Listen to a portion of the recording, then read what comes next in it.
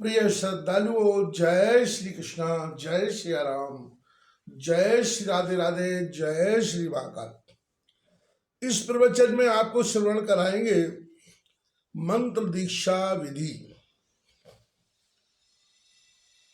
नारद जी बोले, हे भगवान, मैं गायत्री देवी का सहस्त्र नामक संयक श्रेष्ठ फल प्रदान करने वाला स्तोत्र सुन चुका। अब मैं दीक्षा का उत्तम लक्षण सुनना चाहता हूँ, जिसके बिना विप्रों, क्षत्रियों, वैश्यों तथा स्त्रियों की देवी मंत्र जपने का अधिकार प्राप्त नहीं होता। श्री नारायण बोले, हे नारद, अब मैं पुण्यात्मा शिष्यों के दीक्षा लेने का विधान बता रहा हूँ, जिससे उन्हें देवता, अग्नि तथा गुरु की पूजा आदि का अधिकार प्राप्त हो जाता है। जो दिव्य ज्ञान दे और जो पापों का क्षय करे, उसी को वेद तत्वों के पारगामी विद्वानों ने दीक्षा इस नाम की संज्ञा दी है। दीक्षा अवश्य लेनी चाहिए, क्योंकि यह अनेक फल प्रदान करने वाली बताई गई है। इस दीक्षा ग्रहण काल में गुरु तथा शिष्य दोनों की अत्यंत शुद्ध भाव वाले होने चाहिए।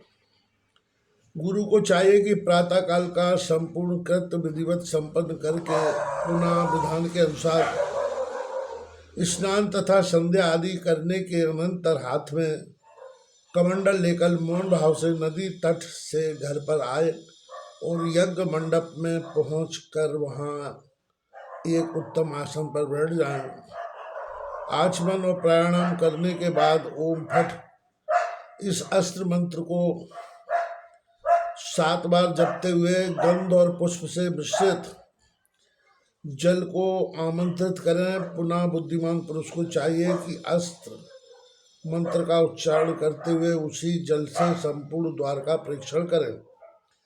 भगवान गणेश, लक्ष्मी तथा सरस्वती का पूजन नामोच्चारण करते हुए गंध पुष्पादि अर्पित करें। सब और ऐसी भावना करें कि संपूर्ण दृश्य जगत देवीमय ही है।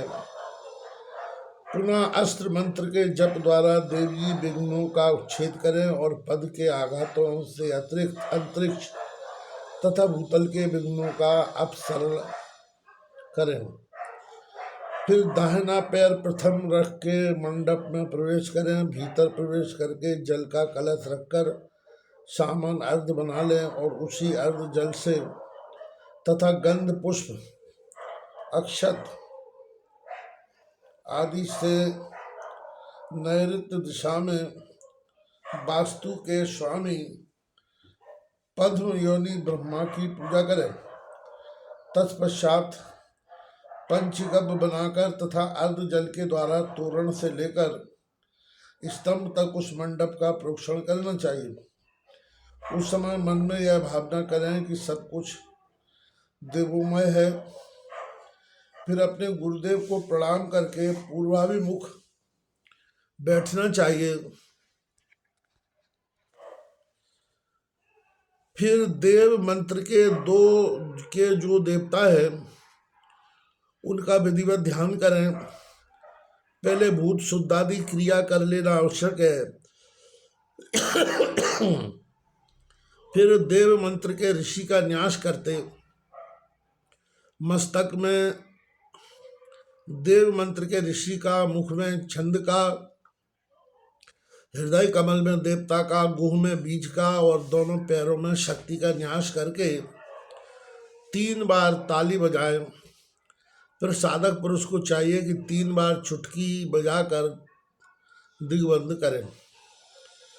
तब परम कृपाल गुरुदेव ऐसी भावना करें कि मेरे हृदय से निकलकर भगवती शिवा अब इस शिष्य के हृदय में विराज रही हैं।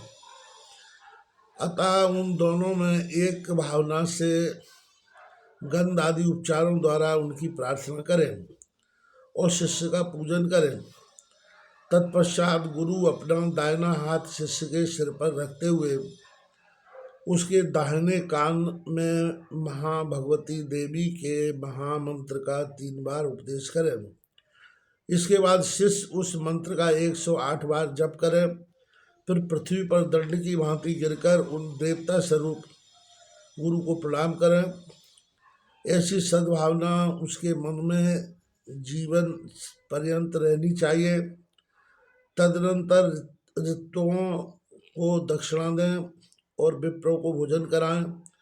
धन में कृपणता न रखकर दीनों, अनाथों और दरिद्रों की सेवा करें।